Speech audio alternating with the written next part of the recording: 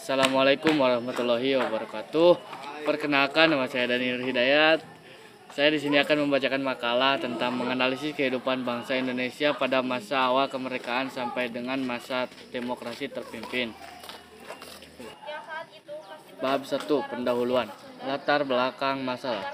Setelah Indonesia merdeka secara de facto dan jujur, maka Indonesia menjadi negara yang independen, negara yang seharusnya berdiri sendiri tanpa pengaruh dan pengawasan dari pihak lain, terutama dalam hal ini ialah penjajah. Oleh karena itu, bangsa Indonesia harus dapat mengatur kehidupannya sendiri tanpa ada pengaturan dari negara lain. Indonesia telah mengikuti Indonesia dalam kehidupan ekonomi Indonesia pasca merdeka dari pihak kolonial Belanda. Indonesia harus dapat menentukan kebijakan dan mengatur masalah ekonominya sendiri. Oleh karena itu, Indonesia memerlukan sebuah bank sentral sebagai bank kebijakan ekonomi Indonesia dan juga sebagai kasir bagi pemerintah. Pada tahun 1946, berdasarkan UUD nomor 2 PRP tahun 1946, pemerintah Indonesia mendirikan sebuah bank yang ditunjukkan untuk menjadi bank sirkulasi dan bank sentral Indonesia, yaitu Bank Negara Indonesia, yang merupakan hasil dari peleburan dari jajaran perekonomian Indonesia pada awal kemerdekaan sampai pada tahun 1950-an sangatlah tidak stabil. Kondisi ini dipengaruhi oleh ketidakstabilan politik, maka sudah sewajarnya pemerintah melakukan nasionalisasi The Japas Bank. Tetapi pada kenyataannya, dengan berjalannya Bank Indonesia sebagai bank sentral menggantikan The Japas Bank, banyak hambatan yang dihadapi oleh Bank Indonesia sebagai bank sentral tersebut yang ternyata juga terpengaruh pada kehidupan ekonomi Indonesia pada saat ini. Banyak faktor yang menyebabkan perekonomian Indonesia terlihat tidak berkembang pada periode 1953 sampai 1966, bahkan setelah didirikannya Bank Indonesia. Bank Indonesia yang pada awalnya pendiriannya diharapkan pemerintah Indonesia dapat menjalankan tugasnya sebagai pengendali moneter, ternyata tidak mengatasi perekonomian Indonesia.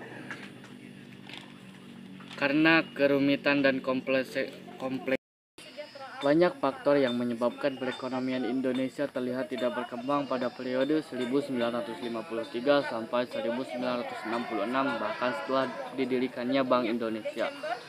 Bank Indonesia yang pada awal pendiriannya diharapkan pemerintah dapat menjalankan tugasnya sebagai pengendali moneter, ternyata tidak dapat mengatasi perekonomian Indonesia seutuhnya.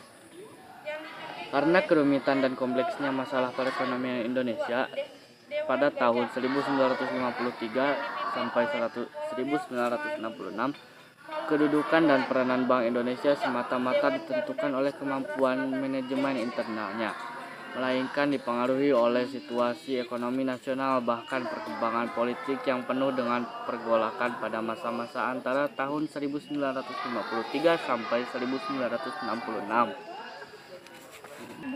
Tujuan penelitian. Adapun tujuan yang hendak penulis capai dalam 1.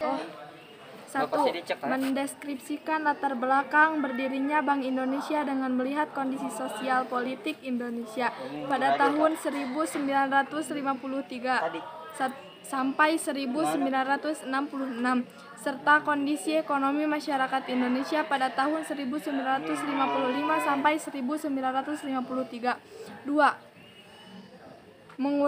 Menguraikan perkembangan Bank Indonesia pada tahun 1953 sampai 1966 yang meliputi aspek fungsi dan tugas Bank Indonesia, struktur organisasi Bank Indonesia, serta modal awal Bank Indonesia.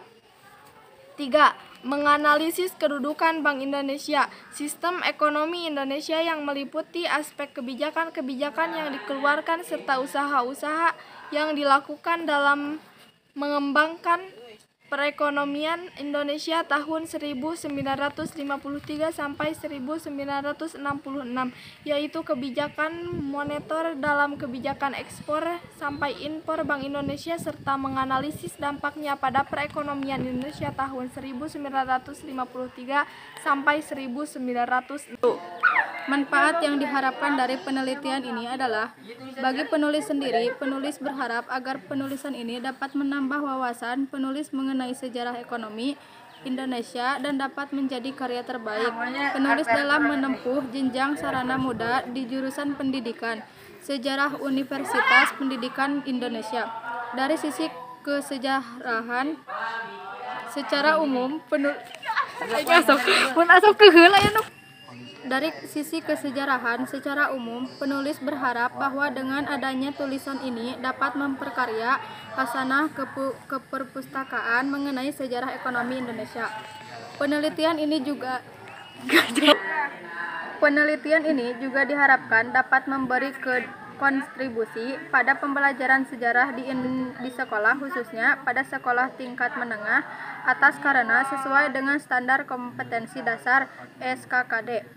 Kelas 11 program IPS semester 2 yaitu dengan SK menganalisis perjuangan bangsa Indonesia sejak proklamasi hingga lahirnya Orde Baru, dan KD menganalisis perkembangan politik dan ekonomi serta perubahan masyarakat di Indonesia dalam upaya mengisi kemerdekaan, dan SKKD kelas 11 program IPA semester 2 serta kelas 11 program bahasa semester 1 dengan SK merekonstruksi perjuangan bangsa Indonesia sejak masa proklamasi hingga demokrasi terpimpin.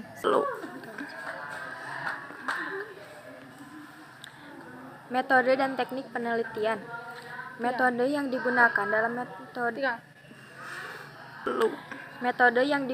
dalam penelitian ini adalah metode historis atau metode sejarah. Metode historis adalah suatu usaha untuk mempelajari dan mengenali fakta-fakta serta menyusun kesimpulan mengenai peristiwa masa lampau. Dan dalam penelitian ini dituntut menemukan fakta, menilai dan menafsirkan fakta-fakta yang diperoleh secara sistematis dan objektif untuk memahami masa lampau.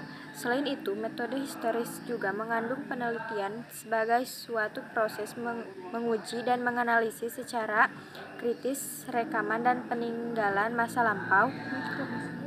Adapun langkah-langkah penulisan yang digunakan dalam melakukan penelitian sejarah ini sebagaimana dijelaskan oleh Ismaun 2005 48-50. 1. Heuristik, pengumpulan sumber-sumber sejarah.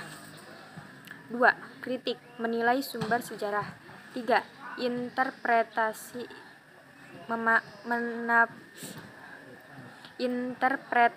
menafsirkan sumber sejarah. 4. Historiografi, penulisan sejarah. Teknik penelitian. Teknik penelitian. Adapun teknik penelitian yang dilakukan oleh penulis adalah dengan memakai studi dokumentasi dan studi literatur. Literatur merupakan teknik yang digunakan oleh penulis dengan membaca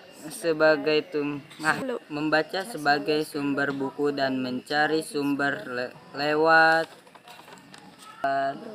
browsing internet yang berkaitan dengan tema penelitian, serta mengaji sumber lain berupa dokumen seperti arsip yang mendukung penulisan skripsi ini. Setemukan dianalisis ditafsirkan kemudian dituangkan dalam bentuk tulisan yang ilmiah sesuai dengan kalimat penulisan yang berlaku di Universitas Pendidikan Indonesia. Ismaun 2005 125 sampai 131.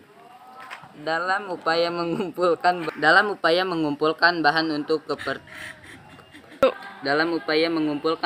bahan untuk keperluan penulisan, skripsi, penulis melakukan teknik penelitian dengan menggunakan studi literatur. Teknik ini dimasukkan untuk memperoleh data yang menunjang penelitian. Seperti itu. Sekian presentasi dari kelompok kami. Mohon maaf bila ada kekurangan. Bila topik walhidayah.